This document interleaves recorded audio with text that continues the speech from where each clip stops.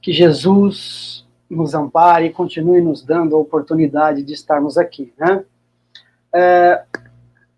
Eu vou falar sobre o capítulo 27 do Evangelho segundo o Espiritismo, Pedi e obtereis. E dentro desse capítulo, transmissão de pensamento e a ação da prece. A Celina falou a semana passada já sobre a transmissão do pensamento, fluido cósmico universal, mostrou que só existem 3 coisas: Deus, Espírito e fluido cósmico universal. O resto é tudo derivação. Tudo derivação. Ah, mas o que é aquilo ali? É derivação. Não é espírito? Não. Então é derivação do fluido cósmico universal. Inclusive o pensamento. Ela falou também como se processa o pensamento no campo da prece. Pensamento e matéria, fluido cósmico. Sem o fluido cósmico você não consegue pensar. Tudo está interligado. Existe uma frase do Francis Thompson, é um poeta inglês, que ele diz assim: por um poder imortal, todas as coisas, perto ou distantes, ocultamente estão, que não se podem tocar uma flor sem incomodar as estrelas. Olha que forte isso. A gente escutava desde criança, né? Não pode cair uma folha que Deus não saiba. Hoje nós entendemos isso. Isso me incomodou. Como é que Deus vai ligar para uma folha? Não.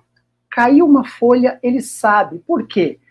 Porque André Luiz mesmo diz, né? Força nervosa, fluido cósmico universal, força nervosa do Criador. Então, qualquer mínima vibração, o Criador sente, porque emana dele. Bom, isso em relação ao pensamento.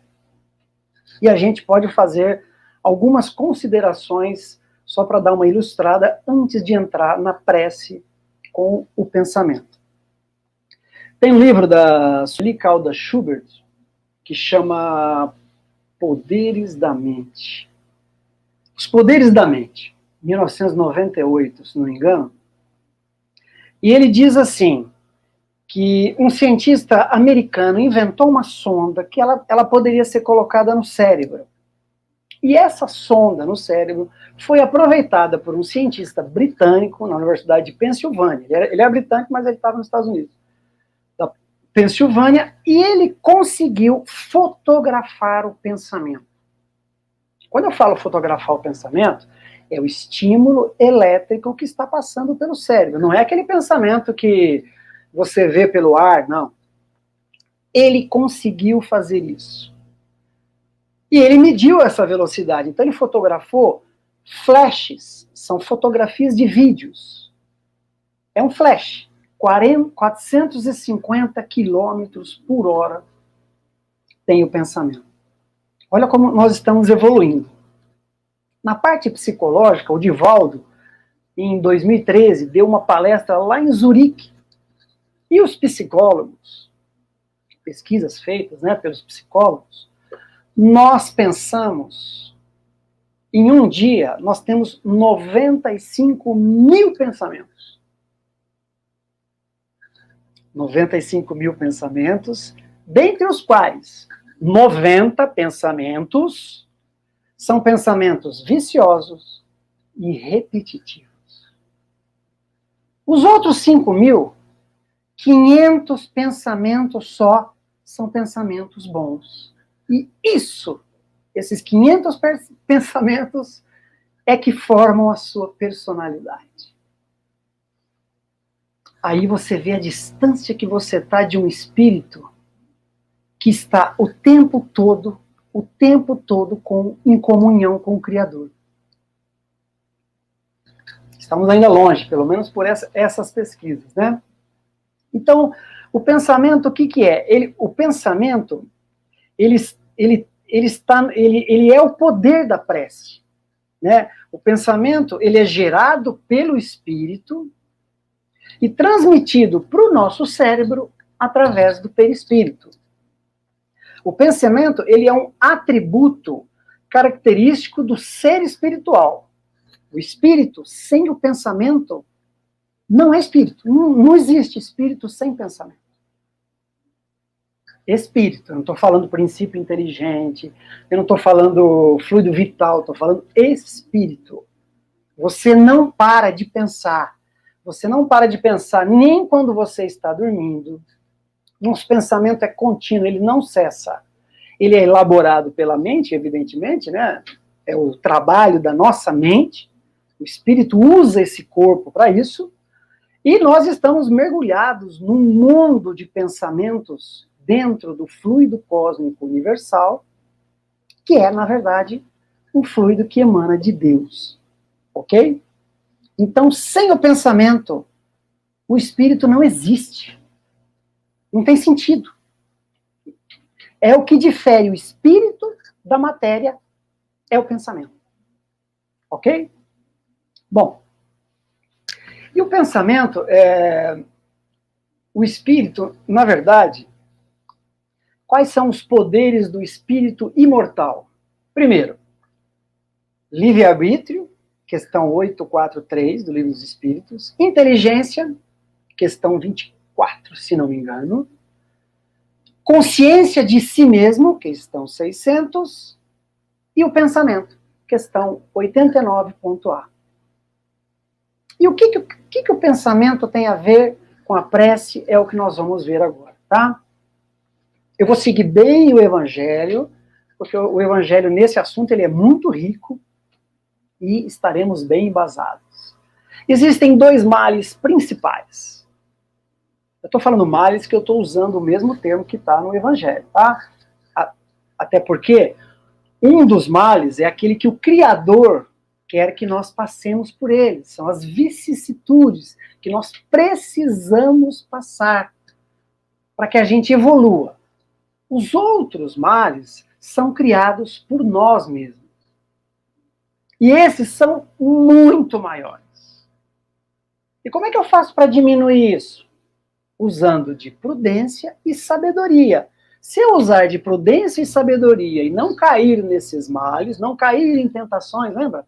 Não cair em tentações, que o Alexandre já fez a oração do Pai Nosso aí, eu fico só com os males que Deus quer que eu passe. Já diminui muito. Portanto, as nossas misérias são o quê? São infrações às leis de Deus.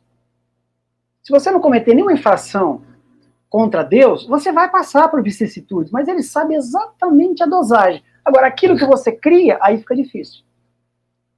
Você precisa de quê? Você precisa de prece. Aí você precisa de prece. E ele dá 7 Cs. Cs na condicional. São 7 Cs para você se livrar desses problemas que você mesmo cria para você. Se eu seguisse as leis de Deus, eu seria mais feliz. Se eu não cometesse excessos, eu me sustentaria apenas com aquilo que é vital para a minha sobrevivência. Eu não preciso ter tantas se eu não tivesse ambições. Por quê? Porque eu estabeleço metas ilusórias e depois eu sofro muito com isso. Se eu não desse o passo maior que a perna, ou então se eu não tentasse subir mais daquilo que eu posso, a queda também seria melhor. Se eu fosse mais humilde, eu não sofreria com o orgulho ferido. Se eu seguisse a lei da caridade, teria menos maledicência, menos ciúme, menos inveja, menos sofrimento.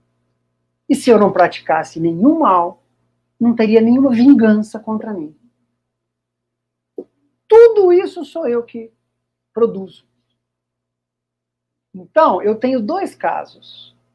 O primeiro, eu não tenho nada a fazer, que é aquilo que Deus me manda. E o segundo, esse aí. É esse aí que a prece atua. A prece atua naquilo que você cai contra você. Você ora, pede a inspiração para que te dê forças para resistir ao mal. Os bons espíritos fazem isso por você. Eles intervêm. Agora, eles não afastam o mal de você. Eles afastam você do mal. Por que isso? Vamos pegar a oração do Pai Nosso aí, né?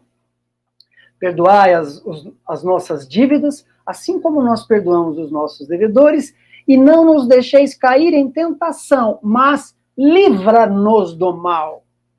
Não está escrito lá, acabe com o mal para que eu possa. Não, livra-nos do mal. Por que eles fazem isso? Porque eles não podem mudar, eles não podem embaraçar os destinos, eles não podem mudar os desígnios de Deus. Se eles não podem mudar os desígnios de Deus, então o que eles fazem? Nos influenciam para que a gente pense, e a essa influência você está mais ou menos permeável, através do livre-arbítrio, eu consigo seguir um caminho diferente daquilo que me faria cair naquele caminho do mal. Então eu peço um bom conselho e coloco esses bons conselhos em práticas. Ou seja, eu tenho a liberdade para seguir ou não. E por que Deus quer que faz assim? Claro, Ele quer que eu seja responsável para que eu tenha mérito das minhas escolhas. Ele cria o ser ignorante. Como é que o ser vai crescer se Deus escolher para ele? Você tem lá um problema de matemática, o pai fica fazendo tarefa para o filho aprende? Não. Então, filho, passe pelo problema. Agora, não cria mais problema, né? Porque aí você vai ter que fazer outras coisas. É aí que entra o pedir e obtereis. Então, se eu usasse a prece só para os males que eu provoco, se eu eliminasse, já estava muito bom. Estava muito bom. E isso você receberá se você pedir com fervor. Agora, aqui nós temos que dar uma pausa. Pedi e obtereis. Será que eu vou obter da maneira que eu peço? Veja, eu tenho um Criador. Eu tenho um Criador, inteligência suprema. Eu faço um pedido. Ele vai me atender de uma maneira. Eu vou obter isso? Sou eu que mando nesse obtereis? Tenho dúvidas. Tenho dúvidas. Pedir eu posso. Agora, e esse fervor? Quer dizer que eu preciso cerrar os punhos, cerrar os olhos assim, senão a minha oração não tem função? Então, essas dúvidas nós vamos tentar dirimir todas, diluí-las. E é mais engraçado que nesse capítulo do Evangelho segundo o Espiritismo, ele afirma, o Espiritismo, o que ele faz? Coube a ele provar a ação e a relação entre o espírito e o mundo material, que nenhuma outra doutrina consegue, porque nós temos a ciência espírita. O espiritismo é baseado primeiro na ciência, com os fenômenos científicos, depois ele virou filosófico e consequência religiosa, mas ele começou científico, e nós temos essas explicações. Agora eu vou fazer uma pergunta danada, eu já tenho duas, o fervor, que eu não expliquei ainda, e o obtereis, como é que funciona isso? Eu vou fazer uma terceira. Se Deus é inteligente, Ele criou tudo, Ele fez o fluido cósmico universal, nós fazemos parte dessa corrente nervosa que Ele faz. Tudo que acontece, Ele sabe. Então por que eu preciso orar se Ele sabe dos meus problemas? Não é? E aí? Como é que eu respondo isso? Eu preciso orar para quê? Ele sabe que eu quero. Então vamos ver como é que funciona isso. Funciona da seguinte maneira. Ele não está usando a pedagogia para que eu aprenda. Tudo que acontece com você, Deus sabe exatamente o que acontece. Ele te atualiza segundo a segundo. Já viu aquelas atualizações de celular? Não, o dele é segundo a segundo. Olha, ele está se comportando legal, ele está fazendo isso, agora está indo errado. Tudo Deus sabe. Por que ele quer que eu ore? Primeiro, como é que é a minha oração? Ela está contaminada? Com orgulho, egoísmo, vaidade? Ou ela está pura, cheia de atributos que obedecem às leis da divindade. Ele quer que eu exercite isso. Porque o meu comportamento futuro, ou melhor, a minha prece futura, ela vai refletir o meu comportamento. De espírito ignorante para espírito puro. Eu não vou mais pensar 90% de pensamentos viciosos. Essa é a pedagogia, por isso que nós temos que orar. E se os espíritos recomendam a prece, quem abdica dela, você está renunciando a uma bondade que é de graça. Está ao seu alcance. E você está se sustentando por uma falsa autossuficiência. Deu para entender? Nós precisamos da prece para nos livrar daquilo que um ser ignorante que está evoluindo entra em Arapuca.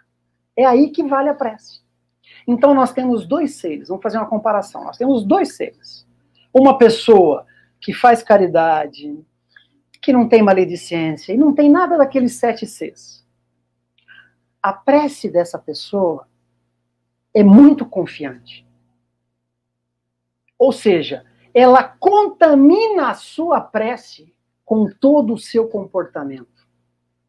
E existe uma recompensa pelas intenções. Aí você pega uma outra pessoa, egoísta, materialista, orgulhosa, só venha a nós o vosso reino, e ela faz uma prece. Ela não tem confiança na prece dela. Por quê? Porque ela não consegue parar de pensar naquilo que ela é. Ela é aquilo ali. Então a prece sai contaminada. Aí os espíritos olham e falam, bom, vamos atender, lógico, as preces são ouvidas, não tem oração perdida. Mas o momento e a eficácia muda. Querem ver? Vamos dar um exemplo da parábola do bom samaritano. O homem subia lá de Jericó para Jerusalém, ou de Jerusalém para Jericó, não me lembro bem, eu acho que era o contrário. Foi assaltado, roubaram tudo dele, ele estava cheio de ferimentos. Passou um levita ali, não quis se envolver, falou, não, peraí um pouquinho, vamos ver se aparece mais alguém. Aí apareceu um sacerdote que não podia se contaminar. Olha, o cara está aqui, mas se eu não posso tocar nele, porque eu não sei quem é, eu posso ficar impuro. Aí apareceu um samaritano, de onde ninguém esperava. Ninguém esperava nada, segundo os judeus, ninguém espera nada do samaritano. Ele apeou do cavalo, cuidou do indivíduo, colocou vinho e óleo nas feridas, lavou ele, colocou ele no cavalo, levou até um estábulo, até uma pensão. Chegou lá nessa pensão, ele pagou a pensão e colocou os seus bens à disposição para o que o cara precisasse. Os 3 vão fazer as orações. Qual desses vocês acham que vai ser melhor atendido? Esse é o pensamento dos espíritos também. Qual a eficácia? Qual das preces desses 3 tem mais o impulso da caridade? Evidentemente, daquele que tem o comportamento ilibado. Mas não quer dizer que o outro também não consiga um dia. Mas vai demorar mais tempo, né? Bom, então eu resolvi o problema do porquê que eu devo orar. Agora eu quero resolver o problema do fervor. Se eu oro com força, se eu oro sem força, como é que eu faço isso? O pensamento é uma onda eletromagnética, que nós ainda não conseguimos medir. Estamos caminhando, mas não conseguimos ainda. Então, isso me levaria a pensar que eu colocando uma potência fluídica nela, eu conseguiria aumentar a onda dela e ela seria melhor ouvida. Se ela é uma onda, né? Então, se eu vou orar por alguém, eu estabeleço uma ligação com ele, com essa pessoa. Então, se eu orar com muita força, eu acho que chega no meu destino. Mas não funciona assim. Por quê? Jesus mesmo fala, quando você for orar, vá para o seu quarto. Ele não fala em quarto, fechar a porta de quarto, não é isso. Ele fala para você procurar você mesmo, no seu quarto íntimo. Você não precisa gritar, você não precisa fazer absolutamente nada. O que você precisa é ser você mesmo, usar o seu comportamento para fazer essa prece que, mesmo que ela seja baixinha, todos os espíritos que você angariou pela sua simpatia em relação ao seu comportamento com o próximo, vão potencializar a sua prece. Enquanto o outro que está gritando a quatro ventos não está conseguindo fazer absolutamente nada, porque a prece é uma transmissão de pensamento, ela não depende do volume, ela não depende de fechar os punhos, absolutamente nada disso. Mas e se o cara reconhecer e falar assim, bom, mas ele vai começar a oração dele e fala assim, ó, Senhor, eu sou indigno, eu sou um cara imperfeito, mas eu acho que eu não mereço, eu não tenho como orar. Poxa, olha que legal, ele já está assumindo a humildade, é um sinal de humildade, a prece dele começa já a ter uma eficácia maior. Então é assim que funciona. O poder da prece está no pensamento, não nas palavras. Não depende do lugar, não depende do momento. Você pode estar em qualquer coisa e não depende também das circunstâncias. E nada. Você pode estar dentro de um ônibus, você pode estar no estádio de futebol, depende do seu grau de intenções. Porque o seu pensamento... Eu vou explicar isso de uma maneira que os físicos, aí, quem estudou lá no cursinho sabe disso. Existe um negócio chamado gaiola de Faraday. Vocês imaginam um cubo de arame. Um cubo de arame. Dentro desse cubo de arame, no centro do cubo, o potencial é zero. Então, se você tentar falar com o celular e essa gaiola de Faraday estiver eletrizada, seu celular não vai falar. Não tem como emitir ondas ali. Mas os russos fizeram esse estudo com um cara dentro de uma gaiola de Faraday, no centro, um telepata, e o outro telepata fora, bem longe. Inclusive, eles estavam separados até por uma gaiola de chumbo. E o outro lê o pensamento dele. Então, o pensamento ele não depende dessas leis físicas nossas. Bonito isso, né? Ah, e o volume de pessoas interfere? Interfere. Uma pessoa orando, ela tem uma potencialidade menor do que 10? Tem, se as 10 se comportarem igual a ele. Então multiplica por 10. Porque se você pegar uma pessoa de comportamento em que a prece jorra dele, do seu íntimo, pode colocar 100 pessoas egoístas e vaidosas que o dele é mais forte. Então também não depende do número de pessoas. Agora, a prece é multiplicada quando todas as pessoas oram de dentro do seu íntimo, com fervor, procurando o Criador, sendo sinceros e procurando cada vez mais ser humildes. E nós temos que tomar muito cuidado com isso, com o que a gente pede, né? Eu já falei do fervor, essa eu respondi. Eu já falei que Deus sabe o que eu estou pensando, mas Ele quer que brote de mim, mas eu não resolvi o problema do obtereis ainda. Como é que vem isso? E aí nós vamos fazer uma historinha. É uma historinha que está no livro Contos e Crônicas, do Irmão X. Esqueci de anotar aqui, gente, mas lembrei. Contos e Crônicas do Irmão X. Tinha uma floresta imensa, árvores frondosas. E tinham 3 árvores lá. Sempre fizeram sombras, sempre deram frutos. Árvores muito bonitas. E elas oravam para Deus, para que o dia que elas fossem cortadas, Deus atendesse os pedidos delas, né? A primeira árvore pediu o seguinte: ela gostaria de ser um trono aonde se sentaria, o trono que receberia o maior rei de toda a terra. A segunda árvore gostaria de ser usada num carro que transportasse os maiores tesouros da terra. E a terceira árvore, ela gostaria de ser uma torre, a maior torre mais frondosa e vista por todos. Bom, o tempo passou, a notícia se espalhou pela floresta, né? Aliás, parafraseando aqui o João Moura, né? Notícia ruim corre mais rápido que pensamento e flui do cósmico universal. que é a única coisa que tem no universo que corre mais rápido.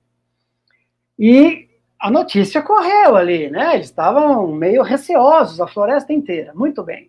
Os madeireiros entraram lá, fizeram lá um desmatamento legal, né? E levaram as 3 árvores. A primeira árvore, que queria se transformar num trono, onde receberia o maior rei da terra, foi transformado num coxo para dar comida para os animais. A segunda árvore, que gostaria de ser um carro que transportasse os maiores tesouros da terra, foi transformado em madeira de navio. Madeira de barco. E a terceira árvore, que queria ser uma torre, a torre mais frondosa, foi guardada para construir uma prisão. Mas esse não era o pedido das 3. Notícia se espalhou pela floresta como notícia ruim e a floresta inteira perdeu a fé. Muitos abandonaram, falaram, não, rezar, orar não está com nada. O tempo passou. E numa manjedoura nasceu uma criança. Essa criança não tinha berço. O que eles usaram de berço? O coxo dos animais. Então, o coxo dos animais foi o trono que recebeu o maior rei da terra, que é Jesus. A segunda, que pediu para que fosse colocado num veículo que levasse os maiores tesouros, foi transformado em madeira de barco, era o barco de Simão Pedro, aonde Jesus, dali, profetizou os maiores tesouros do Evangelho. Pelo menos muitos, né? Jogue a rede do outro lado. Vários. Os maiores tesouros do Evangelho, que eram os ensinamentos de Jesus. E a terceira foi usada para fazer a cruz do Cristo Salvador. Portanto, não existe ícone maior na humanidade do que a torre, que seria a cruz do Cristo, que é vista hoje pelo mundo inteiro como o maior símbolo da humanidade. Pedis e obtereis. Ora, espera que Deus opera. Você vai obter, mas a visão divina é diferente da nossa visão. Uma boa noite a todos, que Jesus nos abençoe. Fiquem todos em paz. Muito obrigado.